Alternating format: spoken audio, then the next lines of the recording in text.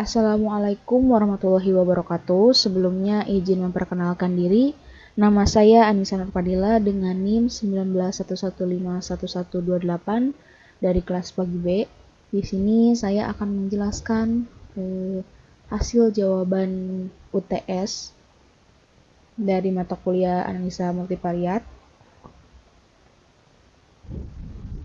Pertama, di sini kita diminta untuk membuat data dalam Excel dengan masing-masing variabel. Di sini ada 3 variabel, ada trust, satisfaction, dan juga loyalty. Dengan sebanyak 200 responden dengan rentang jawaban 1 sampai dengan 10. Nah, di sini saya sudah membuat data Excel dengan random, di mana ada variabel trust dengan indikator citra, care, jujur. Ada satisfaction dengan indikator layanan, harga, lengkap, dan letak. Juga ada variabel dengan indikator variabel loyalty dengan indikator brand, word, dan beli. Di sini saya sudah melakukan 200 responden dengan rentang jawaban 1 sampai dengan 10. Namun sebelum lanjut, di sini saya akan menjelaskan dulu urutan atau tahapan analisis SEM atau AMOS ini. Yang pertama, pastikan nilai faktor loading semua itu di atas 0,6. Yang kedua, ada uji validitas dan reliabilitas, di mana AV-nya ini harus lebih besar daripada 0,5, CR-nya harus lebih besar dari 0,6, juga ada nilai DV-nya. Yang ketiga, ada uji normalitas. Nah, uji normalitas ini merupakan kunci juga, yang dimana nilainya itu harus kurang dari 2,58, yang dimana ketika data ini tidak mencapai atau tidak sesuai dengan syarat ini, maka analisis ini tidak bisa dilanjut ke tahap selanjutnya. Untuk yang terakhir, ada GOV. Baik, langsung saja. Mungkin untuk mempersingkat waktu, kita langsung prakteknya. Di sini saya sudah membuat gambar AMOS-nya dengan arahan atau dengan contoh yang sudah diberikan. Pertama, di sini kita masukkan dulu datanya yang memang tadi sudah kita buat, data di Excel-nya.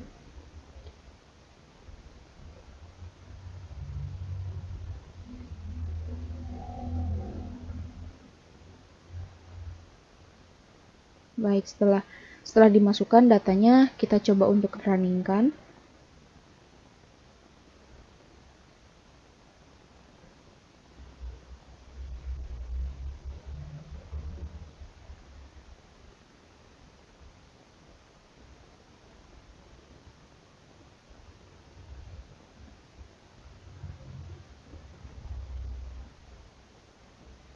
Di sini bisa dilihat ketika aplikasi AMOS ini running, ini akan berubah menjadi berwarna merah. Nah, di sini AMOS-nya running dengan data yang sudah tadi saya buat. Dengan kita coba melihat view text atau urutan pertama, yaitu kita lihat faktor loadingnya atau estimate-nya, di mana data ini tidak boleh kurang dari 0,6. Nah, kita lihat di sini ada satu nilai yang dimana ini kurang dari 0,6, yaitu di indikator citra dengan variabel trust, yaitu 0,597. Nah, setelah kita menemukan hal seperti ini, yang bisa dilakukan itu pertama kita bisa menghapus tadi indikator yang memang nilainya kurang dari 0,6. Baik, langsung saja kita coba untuk hapus. Kita coba untuk masukkan lagi datanya.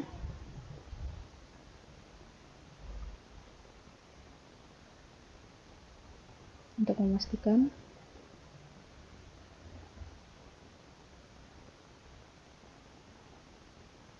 Nah, Nah, datanya sudah dimasukkan, kita coba untuk runningkan lagi.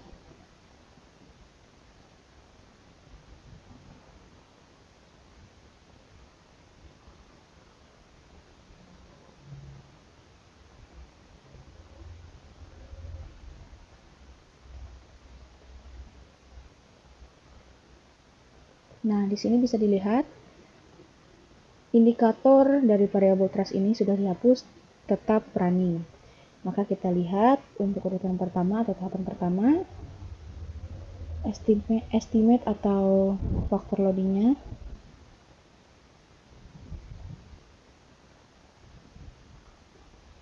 Nah, di sini kita lihat setelah indikator dari variabel trust ini dihapus, yaitu citra, di sini tidak ada lagi nilai di bawah 0,6.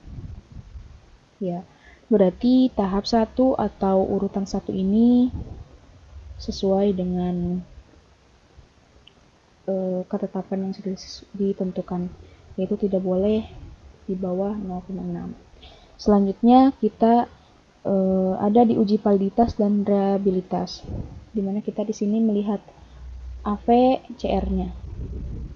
Nah, ini untuk perhitungannya. Yang pertama ini tahap 1, citra yang sudah dihapus kita warnai untuk mengetahui bahwasannya citra ini memang sudah dihapus gitu. Nah, tahap keduanya ini yang sudah dihapusnya, kita masukkan ini, nilai ini terdapat dari estimate yang tadi, dari sini.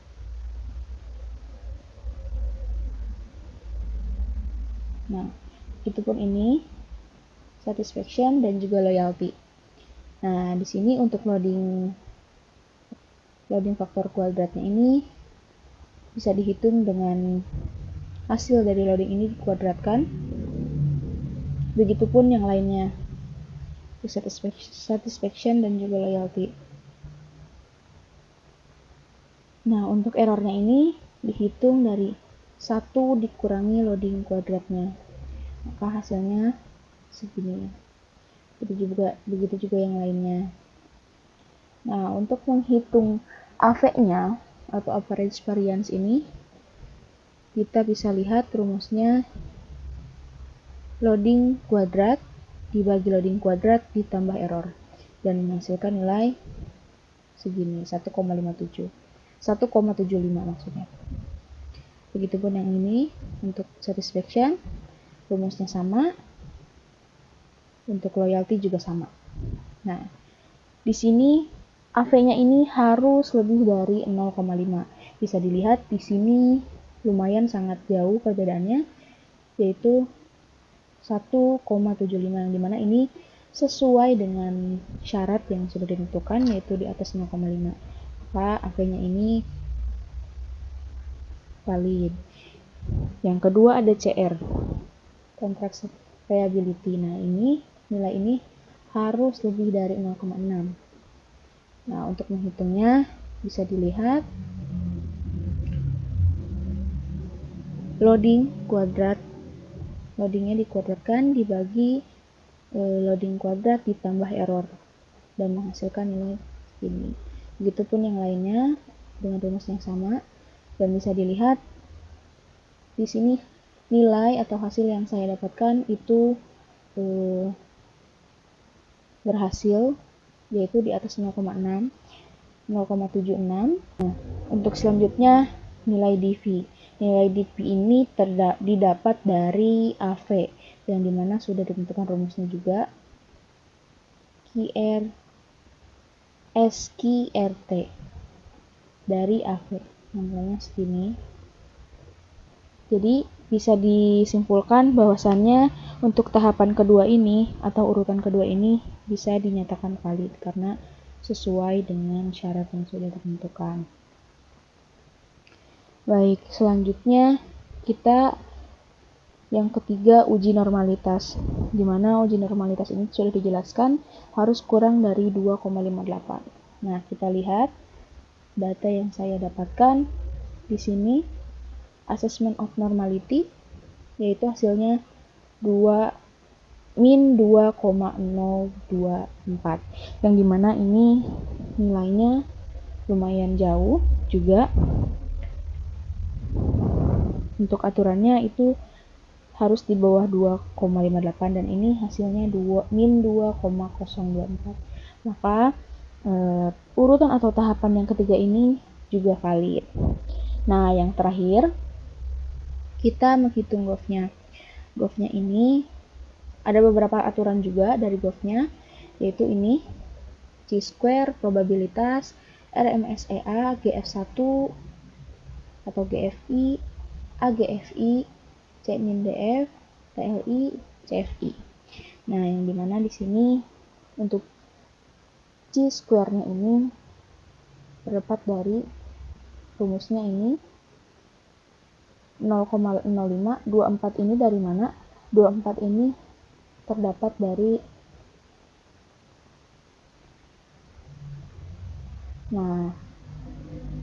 dari degrees of freedom, yaitu 24. Atau bisa dilihat juga di Amosnya. Ini 24.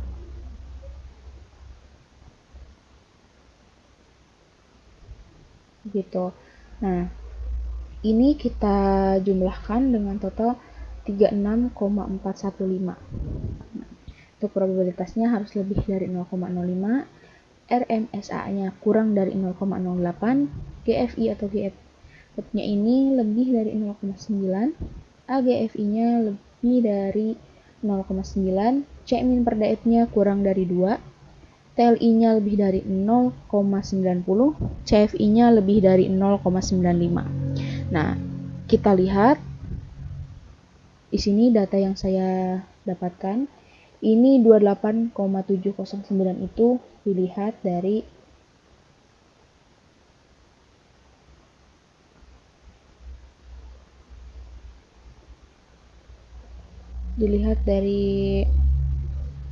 chi-square dari Amosnya.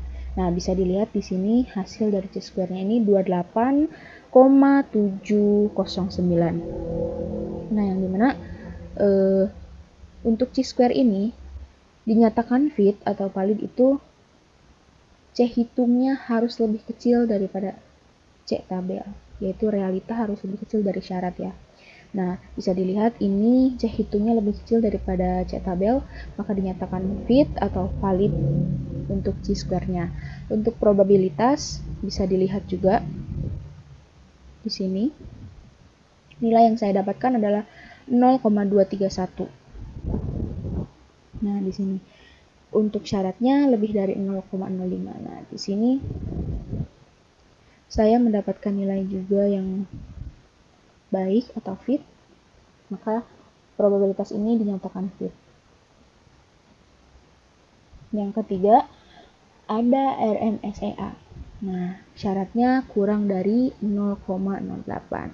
Kita lihat juga RMSEA-nya saya mendapatkan 0,031. Nah, di sini berarti saya mendapatkan 0,031 yang di bawah 0,08, maka RMSA-nya dinyatakan fit. Untuk GFI-nya lebih dari 0,9. Nah, bisa dilihat GFI-nya 0,969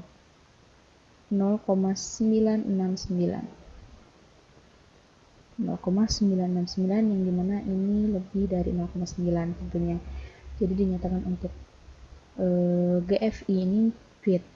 Nah, untuk AGFI-nya lebih dari 0,9 juga sama. Kita lihat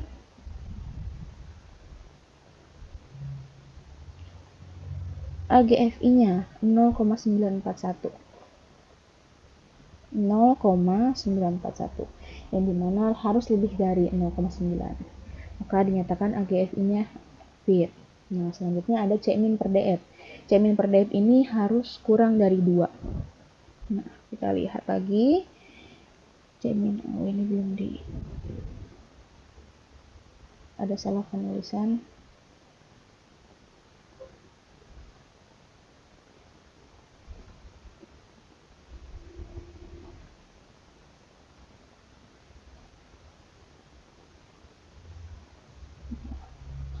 Baik, bisa dilihat nilai Cmin per DF-nya 1,196.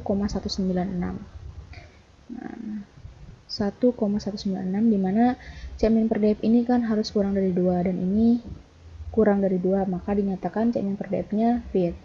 Untuk selanjutnya TLI-nya harus lebih dari 0,90. Kita lihat TLI-nya. Untuk TLI-nya saya mendapatkan 0,994. 0,994 dimana tentunya nilai ini lebih dari 0,90, maka dinyatakan fit. Untuk selanjutnya yang terakhir ada CFI. Nah, CFI ini harus lebih dari 0,95. Kita lihat lagi CFI-nya. Di sini saya mendapatkan 0,996. 0,996 yang dimana intinya lebih dari 0,95 ya. Nah, maka dinyatakan fit. Maka untuk tahapan GOV ini dinyatakan valid. Maka analisis atau urutan tahapan analisis ini saya bilang valid karena memang tahapan 1 sampai tahapan 4 ini sesuai dengan syarat yang sudah ditentukan, yaitu data-datanya sesuai. Maka dinyatakan untuk valid. Baik, mungkin segitu saja penjelasan dari analisis AMOS-nya. Tetapi di sini juga kami diberikan beberapa soal. Yang pertama, jelaskan apa yang dimaksud dengan circular equation modeling. Nah, di sini SEM ini adalah suatu teknik modeling statistik yang bersifat sangat cross.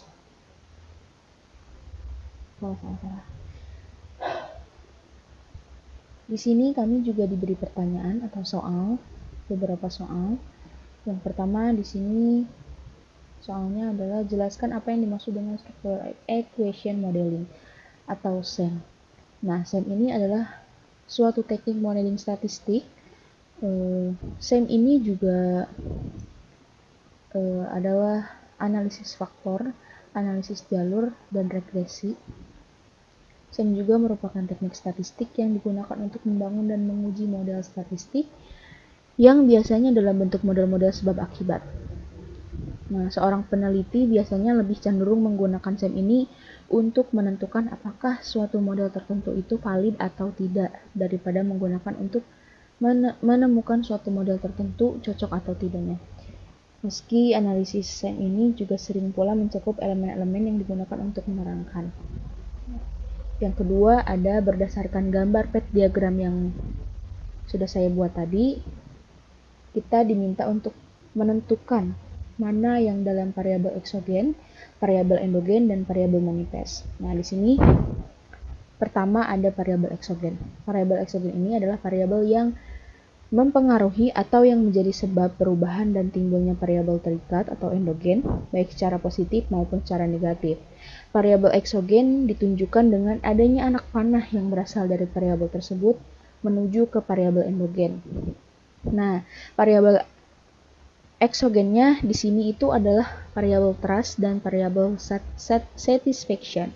Keduanya, kepercayaan dan kepuasan seorang konsumen dianggap memengaruhi loyalitas konsumen tersebut, yang ditunjukkan pada panah yang keluar dari kedua variabel tersebut menuju ke variabel loyalty. Nah, selanjutnya ada variabel endogen. Variabel endogen ini adalah variabel dependent yang dipengaruhi oleh variabel independen atau eksogen, atau bisa dibilang juga variabel akibat. Pada model SEM ini juga variabel eksogen ditunjukkan dengan adanya anak panah yang menuju variabel tersebut. Variabel endogennya di sini ditunjukkan pada variabel loyalty, karena ada 3 anak panah yang menuju ke variabel tersebut. Yang terakhir yaitu variabel manifest. Nah, variabel manifest ini merupakan variabel yang bisa diukur secara langsung. Variabel manifest ini seringkali menjadi penyusun variabel laten, atau bisa disebut juga ciri-ciri daripada variabel laten eksogen dan variabel endogen. Variabel manifestnya adalah untuk trust yaitu citra, care dan jujur. Untuk satisfaction adalah layanan, harga, lengkap, dan letak. Nah, untuk royaltinya ada brand, word, dan beli. Nah, untuk yang ketiga, di sini berapakah nilai varians atau AV-nya ini, DV-nya, dan CR-nya. Nah, di sini sudah dijelaskan bahwa AV-nya yaitu 1,75 yang bisa dilihat di Excel-nya juga di sini. Ini nilai AV, nilai CR, ini nilai DP-nya. Yang sudah saya salin ke sini dan dengan aturan-aturannya. Yang keempat, apakah data tersebut berdistribusi normal? Nah, data yang saya olah di sini saya sebut termasuk ke dalam data yang berdistribusi normal karena hasil yang diperoleh adalah min 2,024 dengan syarat yang sudah ditentukan tadi. Jika data berdistribusi normal itu yaitu data yang kurang dari 2,58 dan hasil data yang saya olah ini mendapatkan nilai min 2,024 yang memang di bawah dari 2,58. Jadi data tersebut adalah data yang berdistribusi normal. Nah, mungkin cukup sekian untuk penjelasan dari saya dari awal Excel dan prakteknya Amos seperti apa dan juga pertanyaan-pertanyaannya. Mungkin cukup sekian penjelasan dari saya dari awal. Saya menjelaskan aturan juga data yang saya buat, prakteknya Amos seperti apa dari awal, apa yang harus saya hapus, dan juga menjawab soal-soal yang sudah diberikan. Baik, terima kasih. Mungkin cukup sekian. Mohon maaf bila ada kesalahan. Terima kasih. Wassalamualaikum warahmatullahi wabarakatuh.